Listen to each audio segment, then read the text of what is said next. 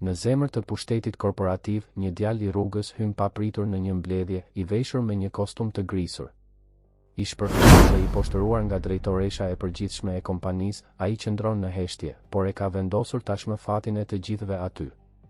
Ajo që ishte thjesht si paragjykim, u bë shkëndija për shembjen e një perandorie të tërë. Nëse kjo histori ju interesoi, mos harroni të abonoheni në kanalin ton dhe na tregoni nga cili qytet po na ndiqni. Vazhdojmë. Ju premtoj se kjo do të jetë historia më e mirë që do të dëgjoni në jetën tuaj. Mëngjesi i së hënës zbardhi i hirt mbi Tiranë. Rrethe ngarkuara dukeshin sikur rëndonin mbi kullat e larta të bulevardit dëshmorët e kombit, si të paralajmëronin diçka më të madhe se thjesht shi. Në katin e 42 të një kulle prej xhami dhe qeliku, ku heshtjen e thyente vetëm zhurma diskrete e kondicionerit, një mbledhje ishte gati të fillonte. Ishte lloji i takimit që vendoste fate, që lëvizte miliarda, që mund të ngrinte perandori ose t'i shkatëronte brenda pak orësh. Genc Berisha ishte vetëm 12 vjeç, por në sytë e tij mbante një thellësi që nuk I shkonte për 7 moshës. Flokët e tij gështenjë ishin krejur me kujdes, ndonse kostumi që vishte I dukej tepër I madh në supe dhe tepër I shkurtër në mëngë. Stofi ishte I rrudhosur, kishte një grisje të vogël në jak dhe kravata blu e errët I varej shtrembër mbi gjoks. Në duar mbante një çantë lëkure të vjetër, me shenja përdorimi dhe gërvishtje që tregonin histori që askush aty brenda nuk mund t'i imagjinonte. Kur përshkoi korridorin prej mermeri italian drejt sallës së mbledhjeve, vështrimet e punonjësve e ndoqën me një përzierje kureshtjeje dhe sikleti. Disa pëshpëritnin. Të tjerë thjesht ndalonin atë që po bënin për të vëzhguar atë djalë të imët, me pamje të përulur, që ecte me hapa të sigurt drejt zemrës së Gashi Ndërtim, një nga kompanitë më të mëdha të ndërtimit në vend. Sekretarja ekzekutive, një grua në moshë të mesme me syze firmato dhe një topuz të patëmet, u përpoq ta ndalonte me mirësjellje. Zotëri, mendoj se ka ndodhur një gabim. Kjo mbledhje është vetëm për investitorët kryesor. Genci vetëm buzëqeshi lehtë dhe I tregoi kartën e identifikimit që I varej në qafë. Emri ishte aty, I ndjekur nga një kod që bëri që sytë e gruas të zgurdulloheshin. Ajo gëlltiti pështymën, tundi kokën në shenjë pohimi dhe hapi derën e gdhendur prej druri are që të çonte në sallën kryesore. Ambienti ishte madhështor. Tavolina e mbledhjeve zinte pothuajse të gjithë qendrën e hapësirës drejt këndore, e bërë prej druri fisnik me një sipërfaqe të lëmuar si pasqyrë. Rreth saj, 15 karrige lëkure italiane prisnin pronarët e tyre. Muret ishin prej xhamit të temperuar, duke ofruar një pamje panoramike të qytetit që shtrihej deri ku të arrinte syri. Në këndin e sipërm djathtas, një kamerë sigurie vezullonte diskretisht, pjesë e sistemit të detyrueshëm të transparencës korporative që kompania ishte detyruar ta instalonte pas një skandali qeverisjeje vite më parë. Tashmë ishin të pranishëm 6 drejtues, të gjithë burra në moshë të mesme, të veshur me kostume të qepura me porosi nga marka ndërkombëtare. Bisedonin me zë të ulët, shfletonin dokumente, shkruanin në tableta. Kur Genci hyri, heshtja ra si një perde e rëndë. Vështrimet u kthyen nga ai, duke e përshkuar nga kokat e këmbët, duke e vlerësuar, gjykuar, dënuar. Një nga drejtorët, një burr tullac me mustaqe të thinjura, rudhi vetullat. Kush e la këtë fëmijë të hyj këtu? Një drejtues tjetër, më I ri, me flokë të lyer me xhel dhe një orë që kushtonte më shumë se një makinë e zakonshme, lëshoi një të qeshur të mbytur. Duhet të jetë djali I ndonjë punonjësi. Thërrisni rojet e sigurisë. Genci nuk u përgjigj. Eci deri te një nga karriget e lira, vendosi çantën mbi tavolinë dhe mbeti në këmbë, duke pritur. E dinte se të fliste në atë moment do të ishte e kodë. E kishte mësuar në rrugë, shumë kohë më parë, se ka momente kur heshtja thot më shumë se 1000 fjalë. Kishte mësuar gjithashtu se pushteti rrallë vjen nga ai që bërtet më fort, por nga ai që di të pres momentin e duhur. Dera u hap sërish, këtë herë me më shumë autoritet. Arta Gashi hyri si dikush që merr në zotërim një territor të pushtuar. Ishte 38 vjeç, por dukej më e re. Flokët bjond të krejur I binin mbi supet e një xhakete të bardhë të patëmet. Takat e larta kumbonin mbi dyshemen prej graniti, duke lajmëruar praninë e saj para se dikush ta shite. Fytyra ishte e bukur, me tipare delikate, por kishte një ngurtësi në nofull, një ftohtësi në vështrimin jeshil që denonconte vite komandimi pa kundërshtime. Ajo vinte nga një linjë biznesmenësh. Gjyshi i saj e kishte themeluar gashin ndërtim në vitet 50, duke ndërtuar kulla kur Tirana ishte ende një qytet me shtëpi të ulta dhe rrugë të ngushta. Babai i saj e kishte zgjeruar për Andorin duke ndërtuar qendra tregtare, komplekse luksoze, hotele me 5 yje. Arta kishte marrë presidencën në moshën 32 vjeç, pas largimit të babait për një post në qeveri.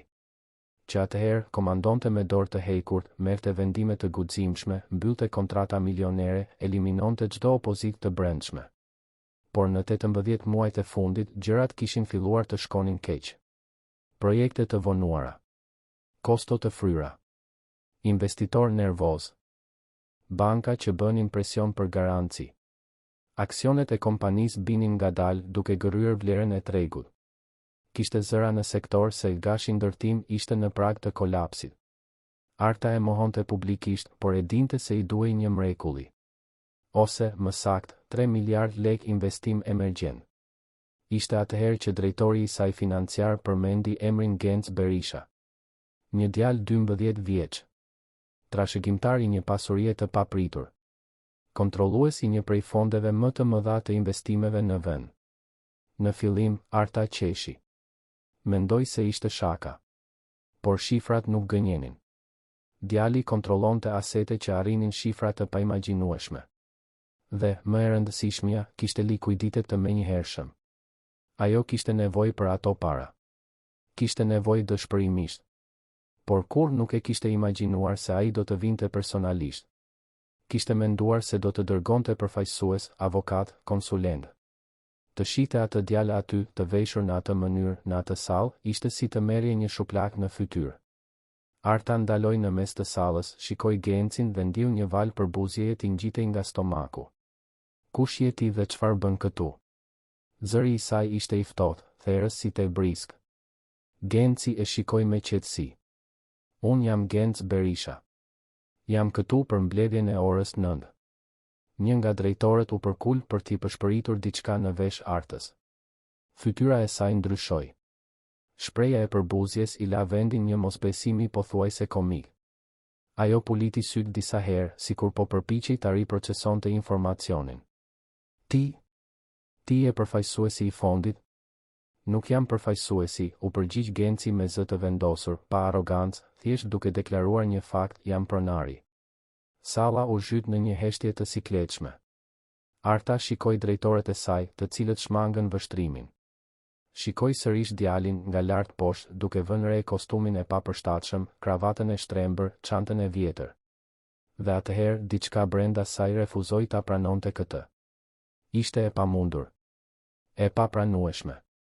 Ajo komandonte një perandori betoni dhe qeliku, merrte vendime që ndikonin në mira jetë, negocionte me njerëzit më të fuqishëm të vendit. Nuk mundej, nuk duhej, nuk do të ulej në nivelin e negocimit me një fëmijë të veshur si lypës. Arta bëri 2 hapa drejt Gencit dhe zgjati dorën, por jo si gjest përshëndetjeje. Ishte një provë. Një sfidë. Ajo donte të shihte nëse ai do të kishte guximin t'ia shtrëngonte dorën, nëse do të guxonte të prekte një gashi me ato duar që dukeshin se kishin njohur pa pastërti dhe varfëri. Genci zgjati dorën gjithashtu, pa hezitim. Shtrëngimi i tij do të ishte i fortë, por i respektueshëm. E kishte mësuar nga Zoti Zef, vite më parë, se një shtrëngim dore zbulonte karakterin. Por Arta e tërhoqi dorën para se ai të mund ta prekte. Lëvizja ishte e shpejtë, pothuajse instinktive, sikur të ishte djegur. Unë nuk u jap dorën njerëzve si ti, tha ajo, dhe çdo fjalë pikonte helm. Koha dukej se ngriu. Drejtuesit rreth tavolinës mbetën të paralizuar, disa me gishtat ende mbi tastierat e tabletave, të tjerë me stilolapsa pezull në ajër. Kamera në këndin e sallës vazhdoi të regjistronte, besnike dhe e heshtur, duke regjistruar çdo sekond, çdo gjest, çdo fjalë. Genci nuk e tërhoqi dorën menjëherë. E mbajti të zgjatur për disa sekonda të tjera, sikur po i ofronte një shans të fundit. Pastaj, ngadalë, uli krahun dhe bëri një hap prapa. Nuk kishte zemërim në fytyrën e tij. Vetëm një trishtim i vjetër, lloji i trishtimit që lind kur kupton se disa njerëz nuk do të shohin kurrë për te i paraqitjes. Arta u drejtua për te kreu i tavolinës dhe u ul me qëndrimin e drejtë të dikujt që komandon. Le të fillojmë, njoftoi, duke injoruar plotësisht atë që sapo kishte ndodhur. Kam një mbledhje tjetër pas 2 orësh. Genci tërhoqi një karrige dhe u ul, duke hapur çantën e lëkurës. Nga brenda, nxori një sër dokumentesh të organizuara në dosje transparente. Ishin analiza financiare, parashikime të fluksit të paras, raporte auditimi, harta rreziku. Të gjitha të printuara në letër të zakonshme, pas sofistikimin grafik të raporteve që qarkullonin aty, por përmbajtja ishte e pamohueshme. Fillova të analizoj situatën e Elgashi ndërtim 3 javë më parë, tha Genci, duke shfletuar letrat. Ekipi im identifikoi disa pika kritike që duhen adresuar para çdo angazhimi kapitali. Arta rrotulloi syt. Ekipi yt? Ti je 12 vjeç. Çfarë ekipi? Genci nuk u lëkun. Kam konsulent të specializuar. Ekonomist, inxhinier, avokat. Ata punojnë për mua. Një nga drejtorët, Petri Dervishi, drejtori financiar, u përkul përpara. Me gjithë respektin, si ka mundësi që një djalë i moshës tënde të ketë arritur të kontrollojë një fond të kësaj madhësie? Genci e dinte se kjo pyetje do të vinte. Gjithmonë vinte. E kam trashëguar. Nga dikush që më besoj. E trashëgove nga kush? Këmbënguli Arta, me një buzëqeshje cinike në buzë. Nga babagjyshi i vitit të ri? Pati të qeshura diskrete rreth tavolinës. Genci mori frym thellë. Nga një burr i quajtur Zef Leka. Ai u nda nga jeta 2 vjet e gjysmë më parë. Më la gjithçka mua. Heshtja u kthye, por ishte një heshtje ndryshe. Disa aty e njihnin emrin Zef Leka. Ai kishte qenë një nga investitorët më të respektuar në vend. Diskret, brillant, vizionar. Ishte zhdukur nga jeta publike disa vite më parë dhe qarkullonin zëra për fatin e pasurisë së tij. Tani, me sa dukej, përgjigjja ishte ulur aty, e veshur me një kostum të vjetër. Arta, megjithatë, nuk u impresionua. Atëherë ke pasur fat. Nuk do të thotë se di çfarë po bën. Genci filloi të prezantonte shifrat. Foli për borxhin e akumuluar, për projektet e papërfunduara, për problemet e fluksit të paras, për gjobat kontraktuale të afërta. Zëri i tij ishte i qetë, i qartë, faktik. Nuk kishte akuzë, vetëm analizë. Por Arta e ndërpriste çdo 3 fjali. Ky është spekulim. Këto shifra janë të vjetruara. Ti nuk e kupton sektorin. Ky parashikim është amator. Çdo ndërprerje vinte e ngarkuar me përbuzje të fshehur keq. Ajo nuk ishte aty për të dëgjuar. Ishte aty për të marrë paratë dhe për ta përzënë atë djalë. Drejtorët rreth tavolinës shkëmbenin vështrime të sikletshme. E dinin se Genci kishte të drejtë. E dinin se kompania ishte në telashe. Por asnjëri prej tyre nuk do të guxonte ta kundërshtonte Artën. Kushdo që do ta bënte këtë do të pushohej nga puna para drekës. Kultura e Elgashi ndërtim nuk lejonte kundërshtime. Arta komandonte dhe të gjithë bindeshin. Genci vazhdoi të prezantonte, edhe pse e ndërprisnin. Tregoi grafik, vuri në dukje tendenca, theksoi rreziqe. Analiza e tij ishte e thellë, e detajuar, mbresëlënëse për çdo moshë, aq më tepër për një djalë 12 vjeç. Por Arta shihte vetëm pamjen e jashtme. Shihte kostumin e grisur. Shihte kravatën e shtrembër. Shihte varfërinë që ai e mbante si një hije. Pas 40 minutash prezantimi të ndërprer, Genci arriti te pjesa më delikate. Që investimi të ketë kuptim, do të ishte e nevojshme të zbatoheshin ndryshime strukturore në menaxhim. Qeverisje më transparente. Auditim i pavarur 3 mujor. Këshill konsulentësh të jashtëm. Arta përplasi pëllëmbën e dorës në tavolinë me forcë. Ti po më thua mua si ta menaxhoj kompaninë time? Jo, u përgjigj Genci. Po ju them kushtet për të investuar në të. Kushtet e tua janë qesharake. Analiza jote është amatore. Konsulentët e tu janë të paaftë. Dhe ti, sinqerisht, nuk ke pjekurinë për të qenë në këtë sallë. Genci mblodhi dokumentet ngadalë duke i vendosur përsëri në çantën e lëkurës. Ende nuk kishte thënë asgjë fyese. Ende nuk ishte kundërpërgjigjur. Por diçka ndryshoi në sytë e tij. Ishte sikur një vendim ishte marrë, i heshtur dhe i pakthyeshëm. Arta vazhdoi.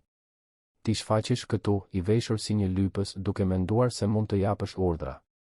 Do të dish se çfarë mendoj unë? Mendoj se ke pasur fath. Shumë fath. Dhe tani po luan lojën e biznesmenit.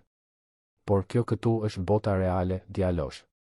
Këtu komandon ai që ka ndërtuar, ai që ka punuar, ai që ka emër, tradit, histori. Jo ai që i ka fituar të gjitha pa mund. Genci mbylli çantën.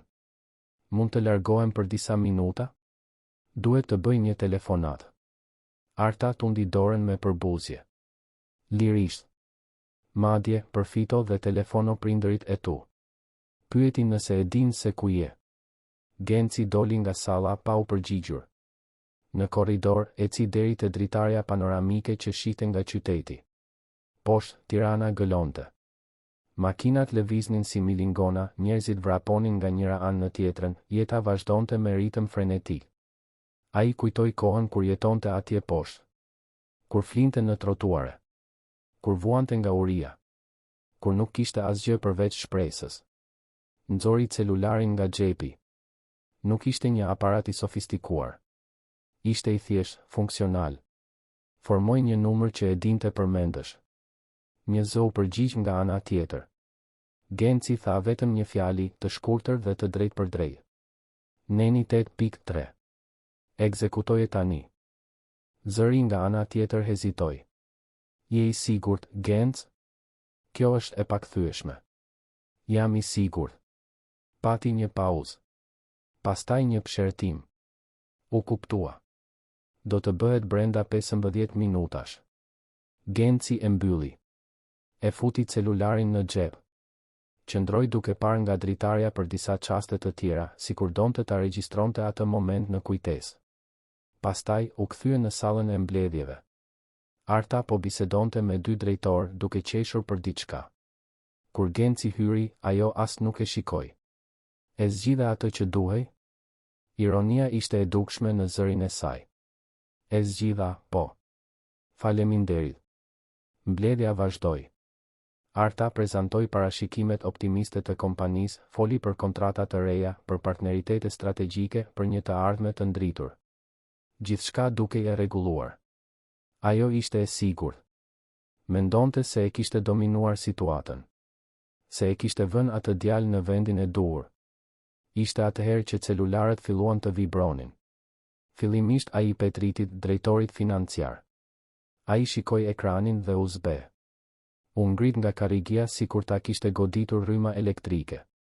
Më falni, duhet t'i përgjigjem kësaj. Arta rudhi vetullat. Çfarë ndodhi? Para se ai të mund të përgjigjej, një celular tjetër vibroi. Dhe një tjetër. Dhe një tjetër.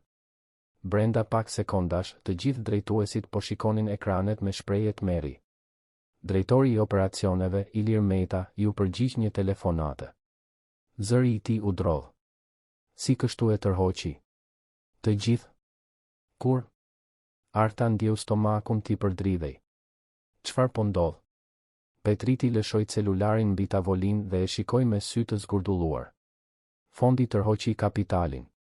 3 miliard e 100 milion. Sa po i likuiduan të gjitha.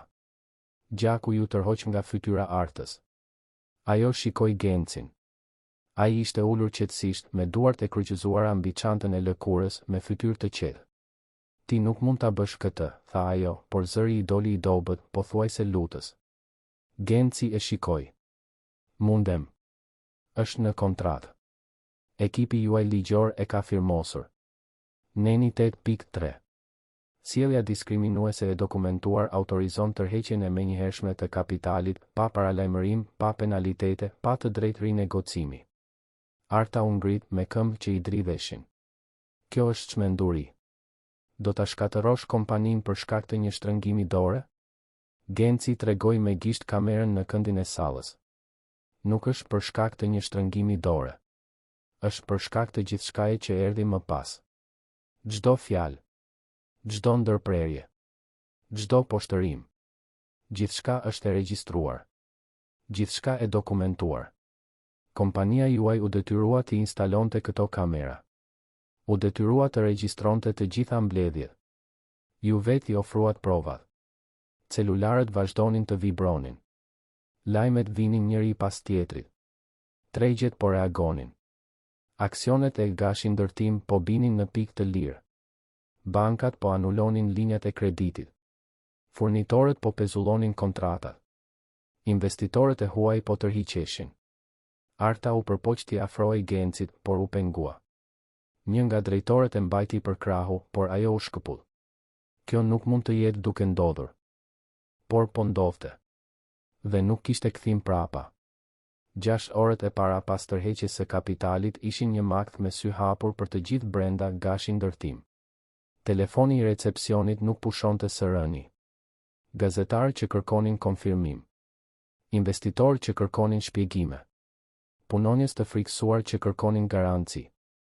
E gjithë ndërtesa dridhej nga një energji kaotike, si një anije gati për t'u fundosur ndërsa ekuipazhi vrapon i dëshpëruar duke kërkuar varka shpëtimi.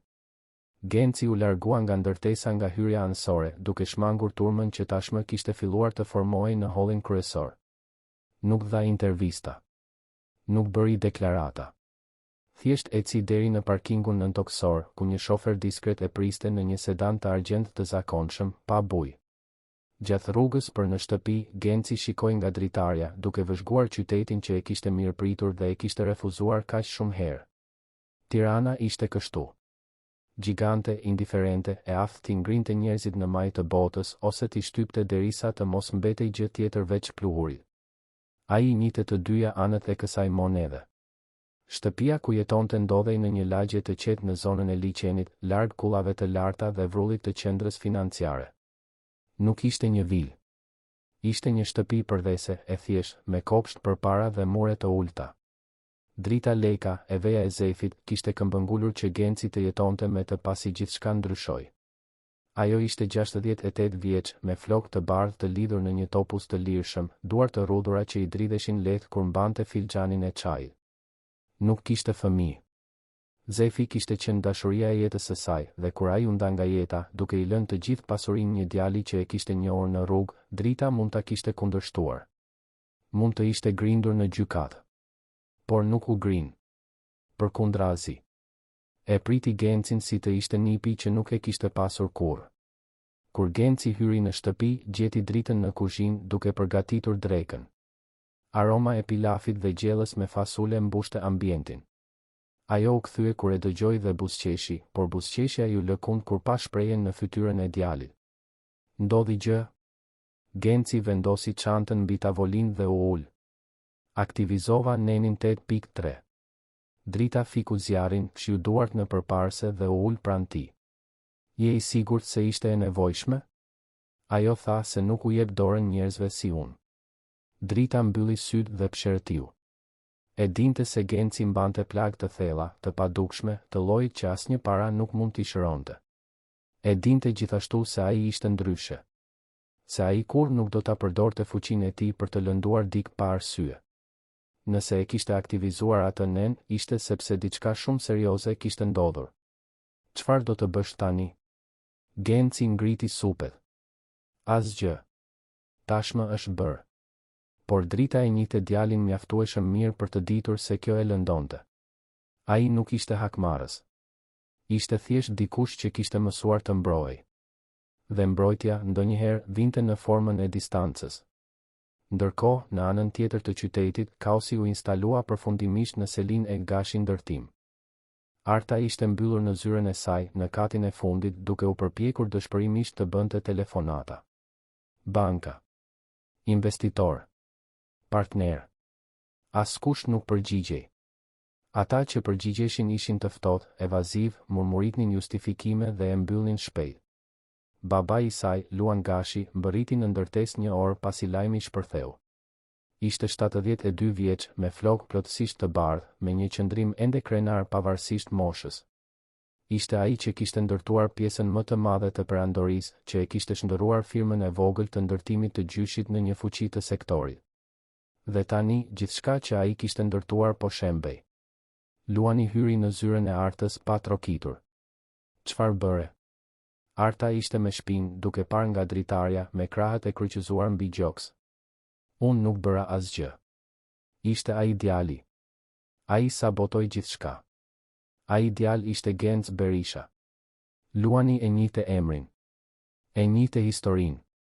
dhe e njite gjithashtu Nenin 8.3, sepse ishte ai që e kishte paralajmëruar Artën për të kur nënshkruan kontratën. E kishte lajmëruar. I kishte thënë të kishte kujdes. Por Arta nuk e kishte dëgjuar. Kur nuk dëgjonte. Ti e poshtërove, apo jo, tha Luani, me zërin e rënduar nga zhgënjimi. Arta u kthye vrullshëm.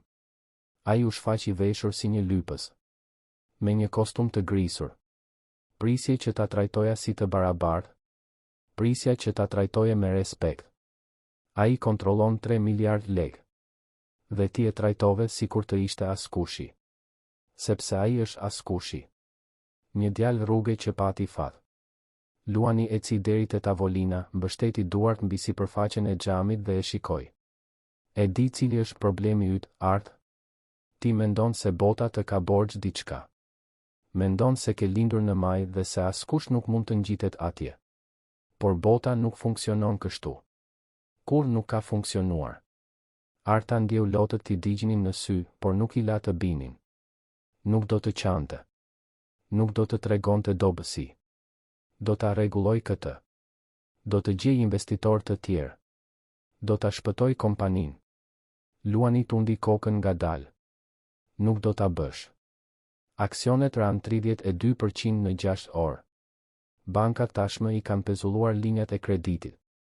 Furnitorët po anulojnë kontratat. Dhe e di më të keqen? Regjistrimi tashmë ka dalë. Si kështu ka dalë? Luani mori celularin dhe I tregoi ekranin. Ishte një video. Cilësia ishte e mirë. Mund të shihej gjithçka. Arta duke refuzuar shtrëngimin e dorës. Arta duke ndërprer Gencin. Arta duke tallur analizat e tij. Çdo sekond poshtërimi e dokumentuar dhe tani qarkullonte në internet. Rrjetet sociale shpërthyen. U krijuan hashtage, videoja u shpërnda mira herë në pak orë. Gazetarët analizonin çdo kuadër. Komentatorët debatonin në programe live. Opinioni publik ishte I ndarë. Disa e mbronin Artën duke thënë se ajo kishte të drejtë të I ndinjohej me pamjen e papërshtatshme të Gencit në një mbledhje formale. Por shumica ishin të zemëruar. Shinin në gjestin e saj gjithçka që ishte gabim me elitën shqiptare. Paragjykimin. Arrogancën. Përbuzjen për ata që vinin nga poshtë. Ndërsa stuhia digjitale rritej, Genci përpiqej të bënte një jetë normale. Ndiqte mësimet në një shkollë private ku studionte me një bursë që ai vetë u paguante 20 nxënësve të tjerë nga komunitetet në nevojë. Shokët e klasës e dinin se ai kishte para, por nuk e kishin iden për dimensionin. Ai nuk bënte buj. Viste të njëjtën uniform si të gjithë, merrte drekën me vete, ulej në fund të klasës dhe rrallë fliste. Kishte një shoqe. Elira Hoxha. 15 vjeç, me flok kaçurel gjithmonë të lidhur në një bisht të lartë, sy kafe ekspresiv, buzëqeshje të lehtë. Ajo studionte në të njëjtën klasë me Gencin që nga viti I kaluar. Nuk e dinte se kush ishte ai në të vërtetë. Për të, Genci ishte thjesht djali I qetë që I ndihmonte të gjithë me matematikë dhe nuk ankoi kur për asgjë. Ishte Elira ajo që ja tregoi videon gjatë pushimit. Ishte në celularin e saj, të cilin e mbante me duar që I dridheshin lehtë. Genc, e pe këtë? Ka një djalë që të ngjan ty. Genci shikoi ekranin. Pa veten në sallën e mbledhjeve. Pa Artën duke refuzuar shtrëngimin e dorës. Pa gjithçka. Ndjeu stomakun t'i përdridhej, por e mbajti fytyrën neutrale. Ngjan vërtet, tha ai, duke ja kthyer celularin. Por Elira nuk ishte budallaqe. Ajo e shikoi atë, pastaj videon, pastaj sërish atë. Genc, ky djalë je ti? Ai hezitoi. Mendoi të gënjente. Por Elira e meritonte të vërtetën. Po. Sytë e saj u zgurdulluan. Ti e djali që rrëzoi gashin ndërtim? Unë nuk rrëzova asgjë. Thjesht tërhoqa investimin tim. Elira u ul në stol pranë tij, duke procesuar informacionin. Atëherë ti vërtet I ke gjithë ato para? Është gjithçka e vërtetë? Është e vërtetë. Pse nuk e ke treguar kur? Genci shikoi oborrin e shkollës, ku nxënës të tjerë luanin top, bisedonin, qeshnin. Sepse këtu unë jam vetëm Genci. Nuk dua të jem asgjë më shumë se kaq. Elira qëndroi në heshtje për një moment. Pastaj i vendosi dorën mbi supë, ti je ende vetëm Genci. Të kesh para nuk ndryshon kush je. Por ndryshon si më shohin njerëzit. Jo për mua. Dhe në atë moment, Genci ndjeu diçka që nuk e kishte ndjer prej shumë kohësh. Përkatësi.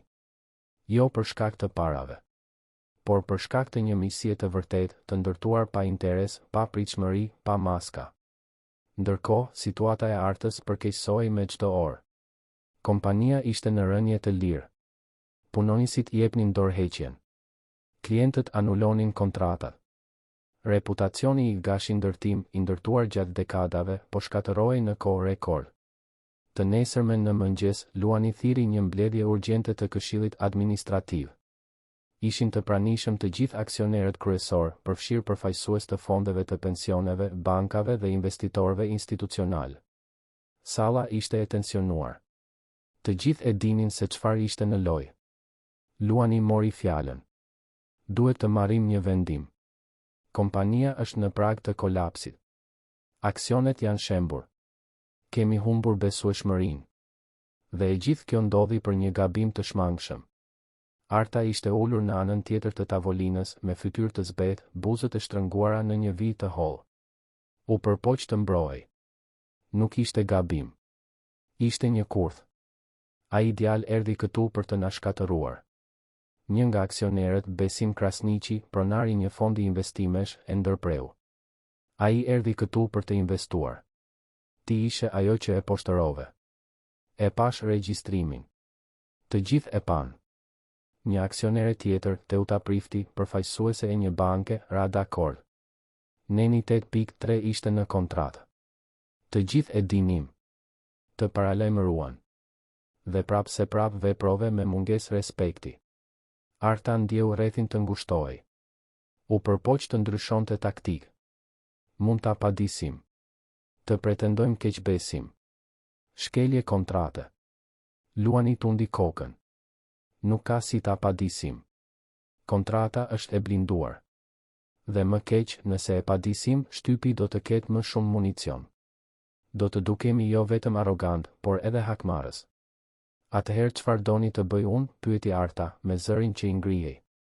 Besimi u përgjigj me ftohtësi. Duam dorëheqjen tënde. Heshtja që pasoi ishte e rëndë si plumë. Arta shikoi rreth tavolinës duke kërkuar mbështetje. Por gjeti vetëm vështrime të ashpra, të vendosura. Edhe babai i saj e shmangu vështrimin. Ju po më fajsoni mua për gjithçka. Kjo është. Po të bëjmë përgjegjëse për veprimet e tua, tha Teuta me qetësi. Ti je presidente. Përgjegjësia është e jotja. Arta u ngrit vrullshëm, Karrigia gërvishti dyshemen. Unë kam ndërtuar projekte miliardëshe. Kam mbyllur kontrata që askush nuk mendonte se ishin të mundshme. E kam shpëtuar këtë kompani nga falimentimi 3 herë. Dhe tani doni të më hidhni tutje? Luani më në fund foli dhe zëri i tij ishte i ngarkuar me trishtim. Ti nuk e shpëtove kompaninë. Ti e mbajte në funksionim. Por kur nuk mësove të udhëheqesh me përullësi. Dhe tani të gjithë po paguajmë çmimin. Arta ndjeu këmbët t'i dridheshin. Shikoi baban, burrin që gjithmonë kishte qenë heroi i saj, modeli i saj, referenca e saj. Dhe pa zhgënjim. Pa lodhje. Pa dorëzim. Ajo doli nga salla pa thënë asnjë fjalë tjetër. Eci nëpër korridorin e mermerit që e njihte përmendësh, kaloi pranë recepcionit ku punonjësit shmangnin vështrimin, mori ashensorin privat deri në parking. Hyri në makinën e importuar, mbylli derën dhe më në fund i la lotët të binin. Çau për gjithçka që po humbiste. Çau për kompaninë. Çau për reputacionin. Çau për marrëdhënien me baban. Por në asnjë moment nuk çau për djalin që kishte poshtëruar. Ende nuk e kuptonte. Ende mendonte se ishte viktima. 3 ditë më vonë, lajmi u bë zyrtar. Arta Gashi dha dorëheqjen nga posti i presidentes së Gashi Ndërtim. Njoftimi i shpërndar për shtypin fliste për vendim personal, kërkim për sfida të reja, nevojë për rinovim. Por të gjithë e dinin të vërtetën. Ajo ishte detyruar të largohej. Luani mori përkohësisht presidencën duke u përpjekur të ndalonte gjakderdhjen. Bëri shkurtime drastike. Rinegocioi borxhet. Kërkoi investitor të rinj. Por besimi ishte lëkundur. Marka ishte njollosur. Dhe për të rikuperuar diçka të tillë do të duheshin vite, nëse do të ishte e mundur. Ndërkohë, Genci ndiqte rutinën e tij. Shkonte në shkollë. Hante drek me dritën. Ndihmonte Elirën me detyrat e shtëpisë. Luante video lojra. Bënte gjithçka që një djalë 12 vjeç duhet të bënte. Por natën, i shtrirë në krevat duke parë tavanin e dhomës së thjeshtë, mendonte për atë që kishte ndodhur. Nuk pendohej. Ai nen ekzistonte pikërisht për këtë. Për ta mbrojtur nga njerëzit që e gjykonin nga pamja, që e mos respektonin për shkak të origjinës së tij. Por nuk ndjente kënaqësi. Nuk ndjente fitore. Ndjente vetëm lodhje. Drita trokiti në derë dhe hyri, duke sjellë një filxhan qumësht të ngrohtë me mjaltë. U ul në cep të krevatit. Do të bisedosh? Genci u ul, mori filxhanin dhe piu një glënjë. Ndonjëherë mendoj nëse Zoti Zef bëri zgjedhjen e duhur. Duke mi lënë të gjitha mua. Drita buzëqeshi me butësi. Zefi nuk bënte asgjë rastësisht. Ai pa diçka te ti. Diçka që as ti vet nuk e sheh. Çfarë? Mirësi. Pavarësisht gjithçkaje që ke kaluar, ti ende ke mirësi. Dhe kjo, i dashur, është më e rrallë se çdo pasuri. Por unë shkatërova një kompani. Bëra shumë njerëz të humbnin punën. Ti nuk shkatërove asgjë. Ti thjesht u mbrojte. Kompania u shkatërua vetë nga vite arrogance, menaxhimi të keq, mungese respekti. Ti ishe vetëm shkëndia. Jo shkaku. Genci mbaroi qumështin dhe ja ktheu filxhanin. Shpresoj të kesh të drejtë. Kam. Dhe e di si e di? Sepse edhe Zefi kaloi nëpër këtë. Edhe ai u gjykua. Edhe ai u poshtërua. Dhe prapë se prapë, kur nuk e humbi njerëzillëkun. Këtë pa ai te ti të njëjtën forcë. Të njëjtin dinjitet. Drita e puthi Gencin në ballë dhe doli nga dhoma, duke e lënë derën gjysmë të hapur. Genci u shtri sërish, por ju desh kohë të flinte. Mendoi për Zefin. Mendoi për ditën kur e takoi 7 vjet më parë, kur ishte vetëm 5 vjeç. Ishte fundi i pasdites. Genci ishte ulur në një trotuar të bulevardit Dëshmorët e Kombit, duke mbajtur një gotë plastike ku kërkonte lëmosh. Kishte uri. Kishte ftohtë. Kishte frikë. Pa një zotëri me kostum të kalonte duke ecur shpejt me hapa të sigurt të vendosur. Pa pritur, burri ndaloi, vuri dorën në gjoks dhe u lëkun. Genci e pa kur ai ra në gjunjën në tokë. Njerëzit kalonin rreth e rrotull, disa shikonin, por askush nuk ndalonte. Të gjithë nxitonin. Të gjithë kishin problemet e tyre. Por Genci nuk mund të qëndronte pa lëvizur. Vrapoi te burri, i kapi dorën, ndjeu se si i dridhej. Bërtiti duke kërkuar ndihmë. Askush nuk vinte. Atëherë vrapoi te një lokal aty pranë, kërkoi ujë, u kthye me vrap. Burri piu, mori frym thellë, falenderoi. Ambulanca mbërriti pak minuta më vonë. E morën burrin. Genci mbeti aty, sërish vetëm, pa e ditur se çfarë kishte ndodhur, pa e ditur se ai gjest do t'ia ndryshonte jetën përgjithmonë. 2 javë më vonë, një makinë ndaloi përballë vendit ku Genci zakonisht qëndronte. Zbriti i njëjti burr. Zef Leka. E kishte kërkuar djalin. Kishte kaluar ditë të tëra duke u përpjekur ta gjente. Dhe kur e gjeti, i ofroi diçka që askush nuk ja kishte ofruar kurrë. Një familje. Një shtëpi.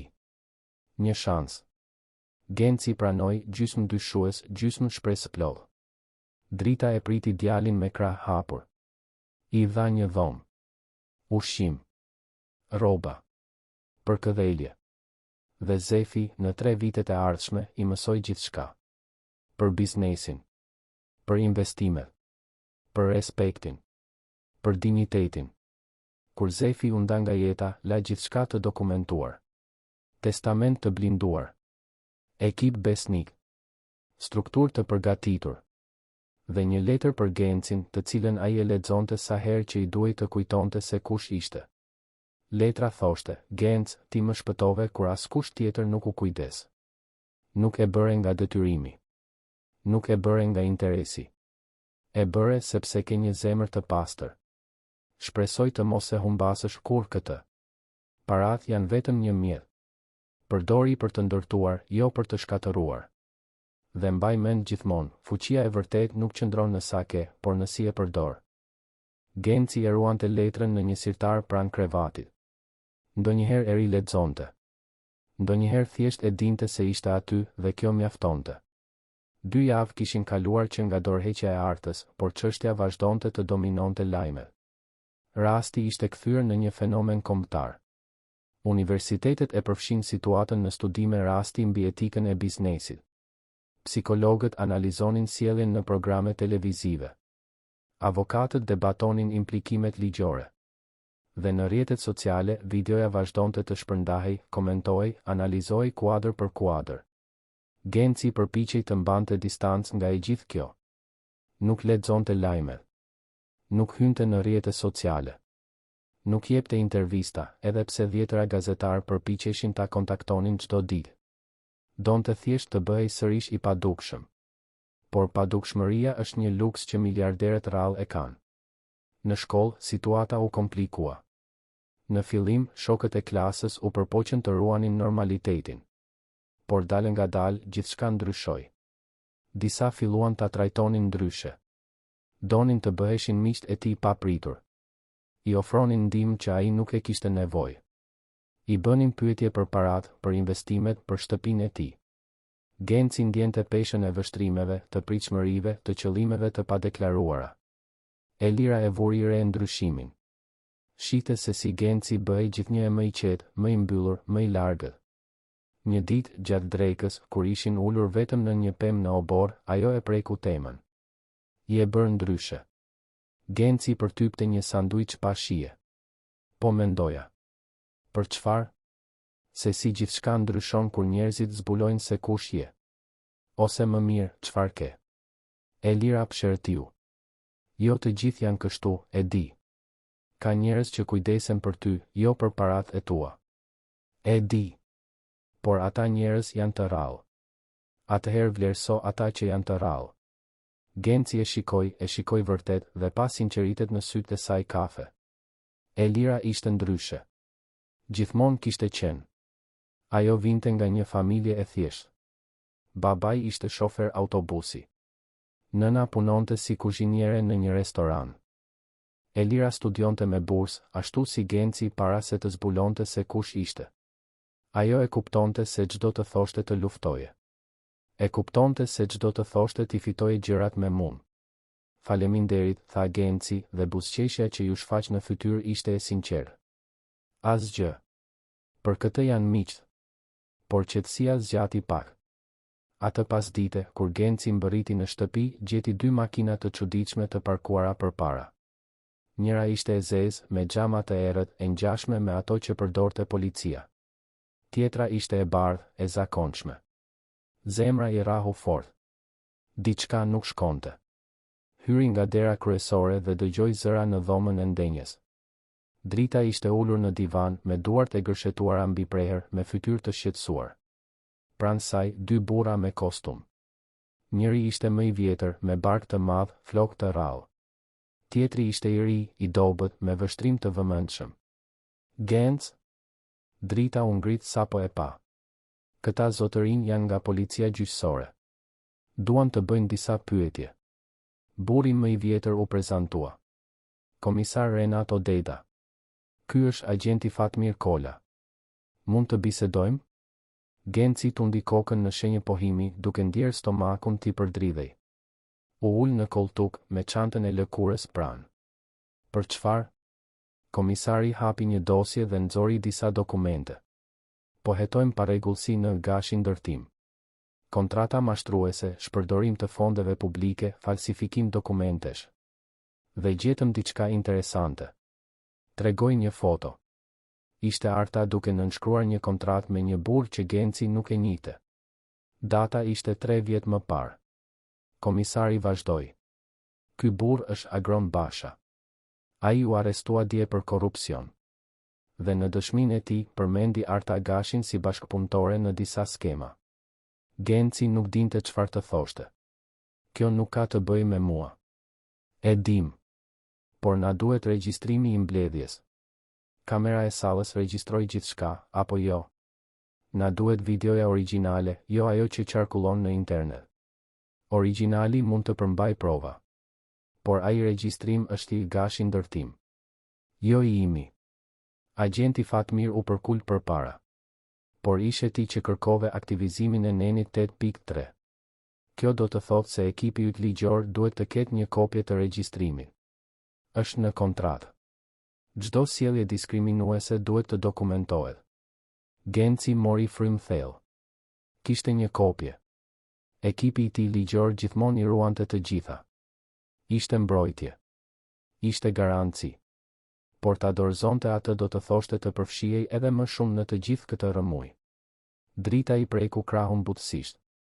Genc, nëse kjo mund të ndihmoj drejtësinë, ndoshta është gjëja e duhur për të bërë. Ai e shikoi atë grua që e kishte pritur si nip, që kur nuk i kishte kërkuar asgjë në këmbim, që i jepte vetëm dashuri pa kushte. Dhe kujtoi fjalët e Zefit. Përdore fuqinë për të ndërtuar, jo për të shkatëruar. Do t'i kërkoj ekipit tim të dërgoj regjistrimin e plotë. Komisari tundi kokën i kënaqur. Faleminderit. Kjo do të na ndihmoj shumë. Pasi policët u larguan, Drita përgatiti çaj. U ulën në kuzhinë në heshtje për disa minuta. Pastaj ajo pyeti. Je mirë? Jam i lodhur. Nga çfarë? Nga gjithçka. Nga të qenit ndryshe. Nga të qenit i detyruar të marrë vendime të tilla. Do të doja të isha thjesht një djalë normal. Drita i mbajti dorën mbi tavolinë. Ti je një djalë normal. Me përgjegjësi të jashtëzakonshme. Por kjo nuk ndryshon kush je për brenda. Ndonjëherë mendoj se ka ndryshuar. Ndonjëherë shikoj në pasqyrë dhe nuk e njoh më atë djalin që jetonte në rrugë. Dhe kjo është mirë. Je rritur. Je pjekur. Por thelbi mbetet i njëjtë. Zemra mbetet e njëjtë. Genci ja shtrëngoi dorën. Shpresoj. Ndërkohë, Arta ishte në një botë tjetër. Pas dorëheqjes, ajo ishte izoluar. Nuk ju përgjigjej më telefonin. Nuk dilte më nga shtëpia. Jetonte në një apartament pa pafingo në blok, me pamje nga parku, e rrethuar nga luksi që tani duke i zbrazët nga kuptimi. Babai i saj ishte përpjekur ta vizitonte disa herë, por ajo nuk e hapte derën. Nuk donte të shihte askën. Nuk donte të dëgjonte këshilla. Nuk donte mëshirë. Donte vetëm të kuptonte se si gjithçka ishte shembur kaq shpejt. Ishte atëherë që telefoni ra. Ishte një numër i panjohur. Normalisht nuk do t'i përgjigjej. Por diçka e bëri të shtypte butonin jeshil. Alo? Zonjusha Gashi? Unë jam avokati Tedi Malaj. Përfaqësoj Agron Bashën. Arta ndjeu gjakun t'i ngri. Agron Basha. Burri që e kishte njohur vite më parë në një festë biznesmenësh. Burri që i kishte ofruar një mënyrë të lehtë për të fituar kontrata publike. Burri që tani ishte në burg. Çfarë doni?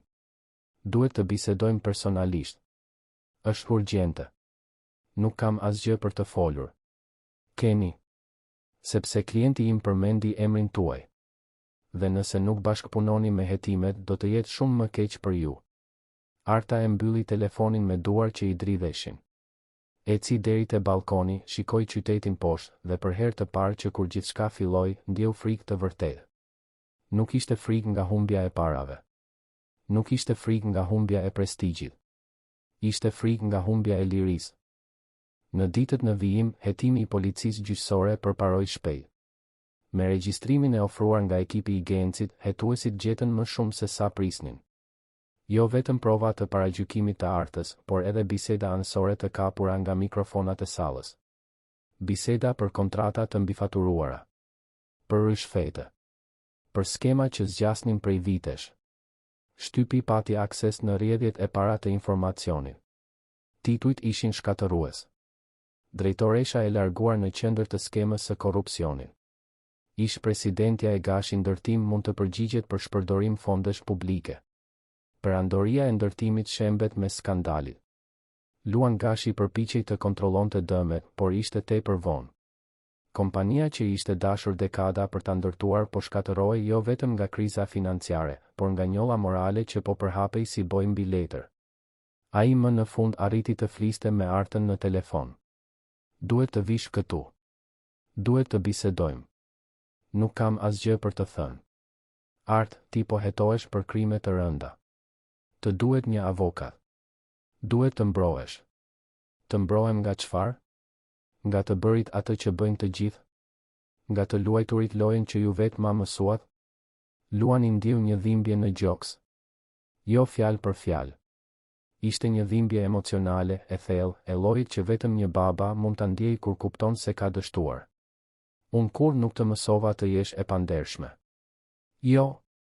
Atëherë më shpjego si u rrit kompania kaq shumë. Si fituam kaq shumë kontrata. Si fituam kaq shumë tendera. Me punë. Me ryshfet. Me shkëmbim favoresh. Me lojë të ndyrë. Ti thjesht nuk doje ta shije. Luani e mbylli telefonin. U ul në karrigen e zyrës, të njëjtën karrige ku kishte kaluar kaq shumë orë të jetës duke ndërtuar diçka që tani po shembej. Dhe për herë të parë në dekada, çau. Ndërsa drama e familjes Gashi shpalosej, Genci vazhdonte të përpiqej të jetonte jetën e tij. Por ishte e vështirë. Gazetarët kishin ngritur kamp jashtë shtëpisë së tij. Fotografët përpiqeshin të kapnin imazhe të tij duke dalë për në shkollë. Drejtoria e shkollës u detyrua të përforconte sigurinë. Elira e vuri re se sa shumë e prekte kjo. Një ditë, pas mësimit, ajo i sugjeroi diçka. Le të bëjmë diçka ndryshe. Diçka që të bën të harrosh gjithë këtë. Si për shembull, le të shkojmë në park. Të ham kokoshka. Të ecim me varg me pedale. Gjëra normale që njerëzit normal bëjnë. Genci hezitoi. Por ajo kishte të drejtë. Kishte nevojë për normalitet. Kishte nevojë të kujtonte se si ishte të ishe thjesht një djalë 12 vjeç. Pranoi. Shkuan në parkun e madh të liçenit artificial. Blen kokoshka nga një shitës ambulant. Ecën në përshtigjet me gur, duke parë rosat në liçen, duke vëzhguar familjet që bënin piknik. Për disa orë, Genci u ndjej lehtë. Harroi miliardat. Harroi përgjegjësinë. Harroi gjithçka, përveç momentit të tanishëm. Elira tregoi histori për familjen e saj. Për baban që zgjohej në 4 të mëngjesit për të drejtuar autobusin. Për nënën që gatuante pjata të shijshme edhe kur ishte e lodhur. Për vëllain e vogël që ëndërronte të bëhej futbollist. Dhe Genci dëgjoi gjithçka me vëmendje të sinqertë, sepse ato histori i kujtonin se kush ishte dikur. E di çfarë admiroj te ti? Pyeti Elira ndërsa ecnin rreth liçenit. Çfarë? Ti kur nuk harrove se nga vjen. Edhe me gjithë këto para, ti je ende i përullur. Ende kujdesesh për njerëzit. E mësova këtë nga dikush shumë i veçantë. Zoti Zef. Genci tundi kokën në shenjë pohimi. Ai gjithmonë thoshte se parat janë vetëm letër. Ajo që ka rëndësi është se çfarë bën me to. Dhe çfarë do të bësh ti? Genci ndaloi së ecuri dhe shikoi horizontin, ku dielli fillonte të perëndonte duke pikturuar qiellin me ngjyrë portokalli dhe rozë. Dua të ndihmoj njerëz si unë. Njerëz që nuk kanë pasur fat. Njerëz që kanë nevojë për një shans. Ti tash më ndihmon. Paguani bursën e 20 nxënësve. Dua të bëj më shumë. Shumë më shumë. Elira buzëqeshi. Atëherë bëje. Ti ke fuqinë për këtë. Ata qëndruan aty duke parë diellin të zhdukej ngadalë dhe për një moment gjithçka dukej e mundur. Gjithçka dukej e drejtë. Gjithçka dukej se kishte kuptim. Por paqja zgjati pak. Të nesërmen, Arta u thirr për të dëshmuar në prokurori. Lajmi doli pak minuta më vonë. Kamerat televizive rrethuan ndërtesën. Gazetarët bërtisnin pyetje. Arta mbërriti e fshehur në një makinë me xhama të errët e shoqëruar nga 3 avokatë. Dëshmia zgjati 6 orë. Ajo mohoi gjithçka. Tha se kur nuk kishte marrë pjesë në skema. Se nuk dinte asgjë. Se ishte viktimë e një kurthi. Por provat ishin të forta. Dokumente. Regjistrime. Dëshmi. Gjithçka tregonte për përfshirjen e saj të drejtë për drejtë. Kur doli nga ndërtesa, u përpoq t'i shmangte gazetarët.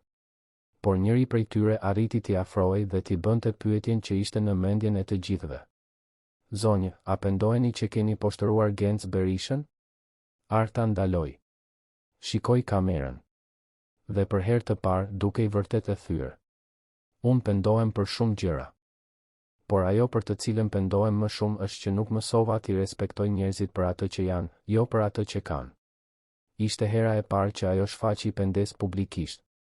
Dhe ajo fjali u përhap po aq shpejt sa videoja origjinale. Por për shumë, ishte tepër vonë. Dëmi ishte bërë. Luani e ndoqi dëshminë e së bijës në televizion. Pa gruan e fortë dhe arrogante që ajo gjithmonë kishte qenë të shndërrohej në dikë të brish, të frikësuar, të humbur. Dhe ndjeu një trishtim të thellë. Sepse e dinte se një pjesë e fajit ishte e tija. Ai e kishte krijuar atë për bindësh.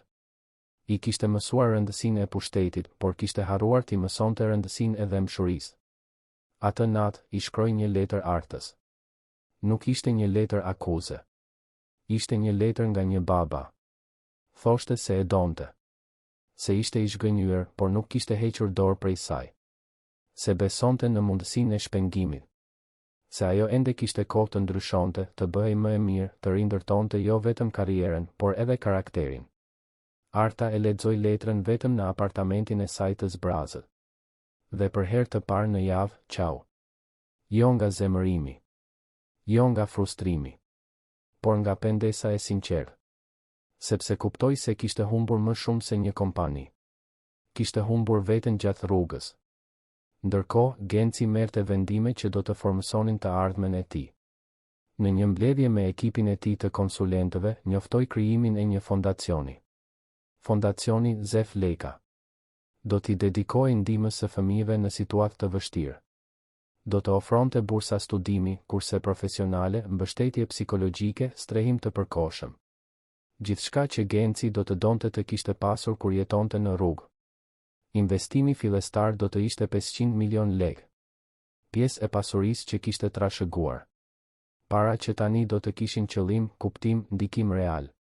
Kur drita e mori vesh vendimin, e përqafoi Gencin fort. Zefi do të ishte kaq krenar për ty. Shpresoj të jem duke bërë gjën e duhur. Je.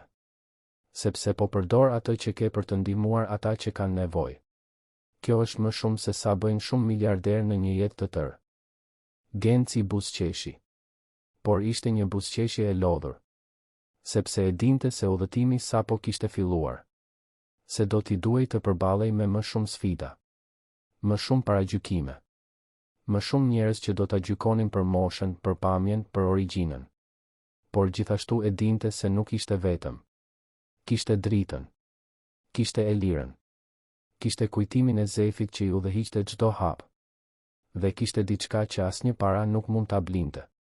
Kishte një qëllim. 3 muaj kaluan që nga ajo mbledhje fatale. Vjeshta kishte mbërritur në Tiranë duke sjell ditë më të shkurtra dhe pasdite me qiell portokalli.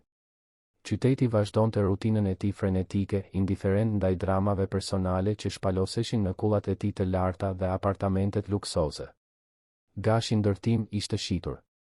Luani arriti të mbyllte një marrëveshje me një konsorcium investitorësh ndërkombëtar që morën përsipër borxhet dhe projektet e papërfunduara. Emri Gashi u ruajt për çështje kontraktuale, por familja nuk kishte më asnjë kontroll. Ishte fundi i një epoke.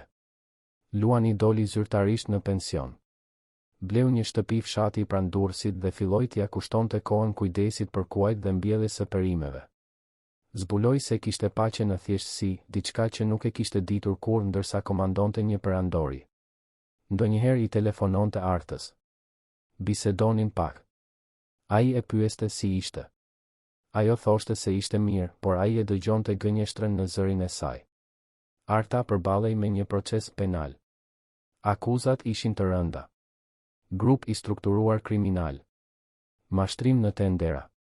Pastrim parash. Avokatët punonin ditë e natë duke u përpjekur të negocionin një marrëveshje për bashkëpunim me drejtësinë, por prokuroria ishte e palëkundur. Donin një gjykim shembullor. Ajo i kalonte ditët në apartament që tani i dukej si një burg i art. Miqt u zhdukën. Ftesat për evente pushuan. Telefoni që dikur nuk pushonte së rëni, tani qëndronte i heshtur për ditë të tëra. Vetmia i rëndonte si plumb mbi supe. Ishte në një nga këto pasdite të vetmuara që Arta më në fund bëri diçka që e kishte shtyr prej muajsh. Mori celularin, kërkoi një numër që nuk e kishte formuar kurrë dhe shtypi butonin e thirrjes. Nga ana tjetër, një zë u përgjigj. Alo? Arta mori frym thellë. Genc? Unë jam Arta Gashi. Pati një heshtje të gjatë.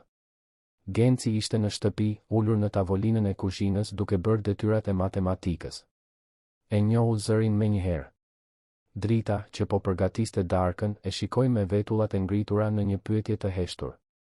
Përshëndetje, u përgjigj Genci me zë neutral. E di që nuk kam të drejtë të telefonoj. E di që kam shkaktuar shumë vuajtje. Por duhet të flas me ty personalisht nëse është e mundur. Genci mendoi ta refuzonte. Mendoi ta mbyllte. Mendoi për të gjitha arsyet e vlefshme për të mos folur më kurrë me atë grua. Por diçka në tonin e zërit të saj, diçka e thyer dhe e sinqert, e bëri të hezitonte. Pse? Sepse duhet të kërkoj falje. Vërtet. Jo për t'u ndjer unë më mirë. Por sepse ti e meriton ta dëgjosh. Genci shikoi Dritën, e cila tundi kokën inkurajuese. Në rregull. Nesër në orën 3 pasdite. Në parkun e madh pranë liçenit.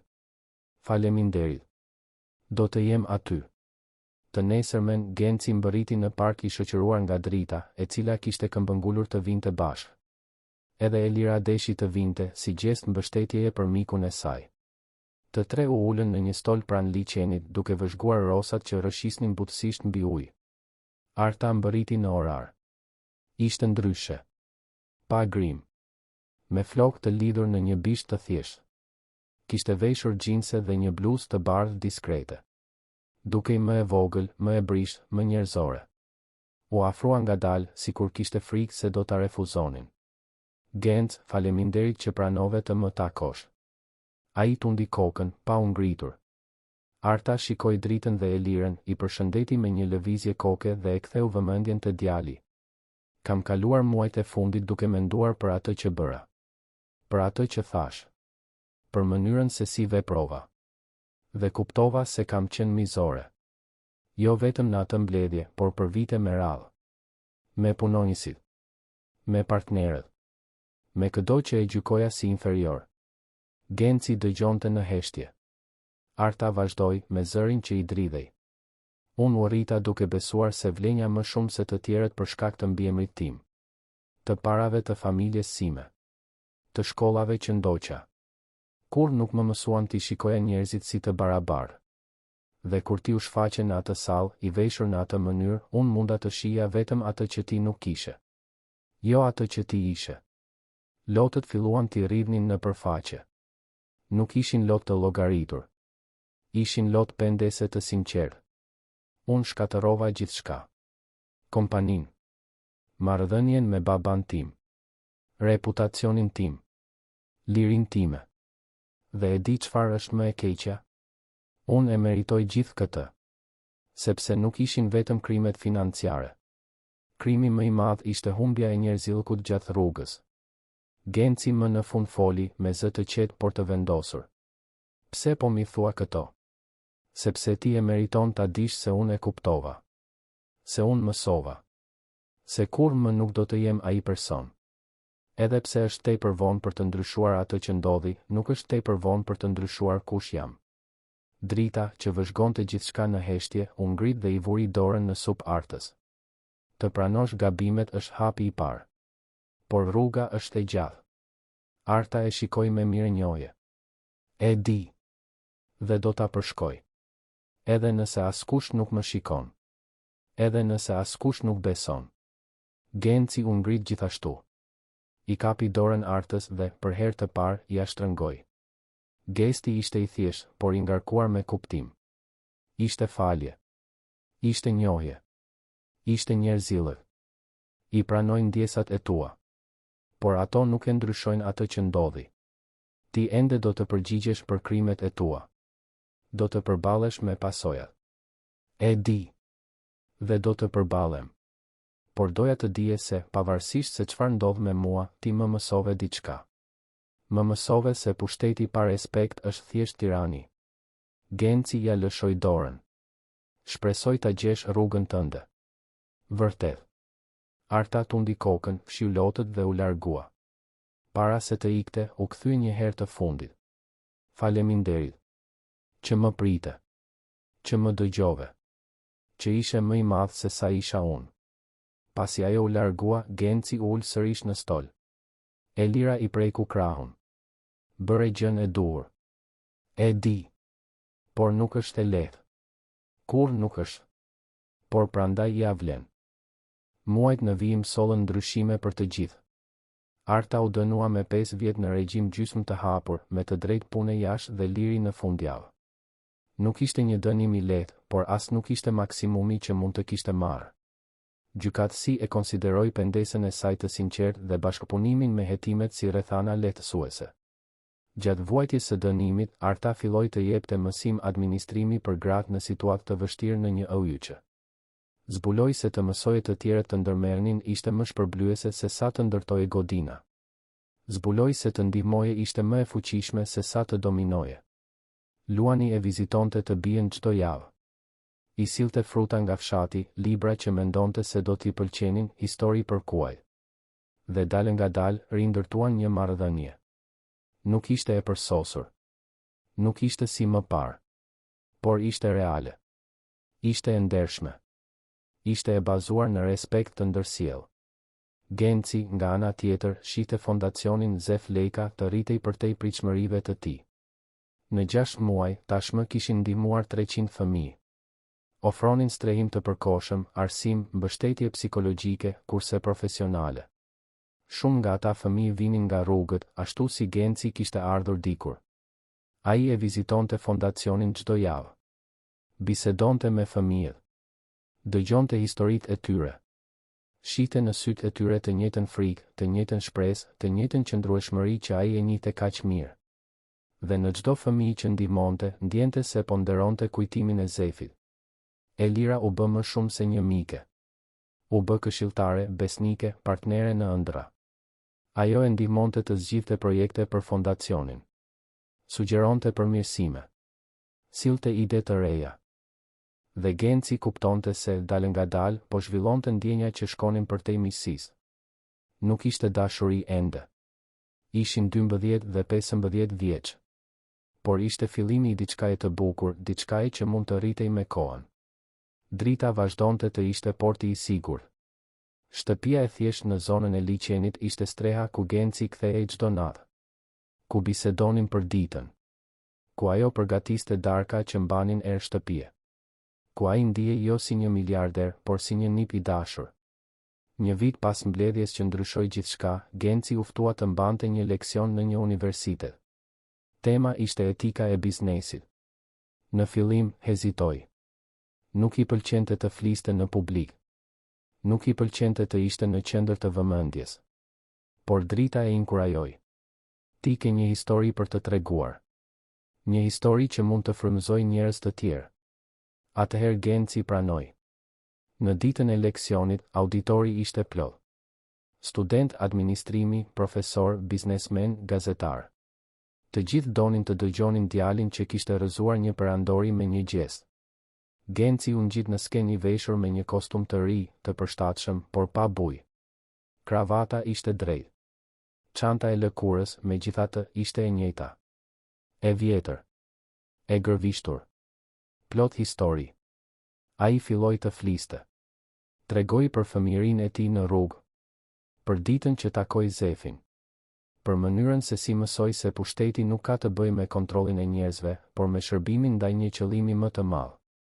Foli për mbledhjen me Artën. Për poshtërimin. Për vendimin për të aktivizuar nenin 8.3. Për pasojat. Dhe për atë që mësoi nga e gjithë kjo. Mund ta kisha injoruar thjesht paragjykimin. Mund t'i kisha pranuar parat dhe të kisha vazhduar përpara.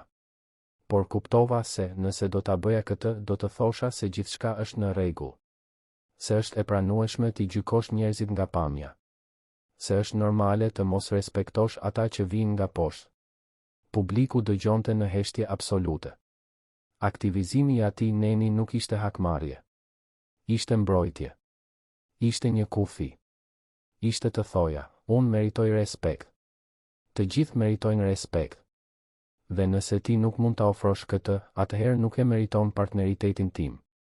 Disa në publik filluan të duartrokisnin. Të tjerë kishin lot në sy.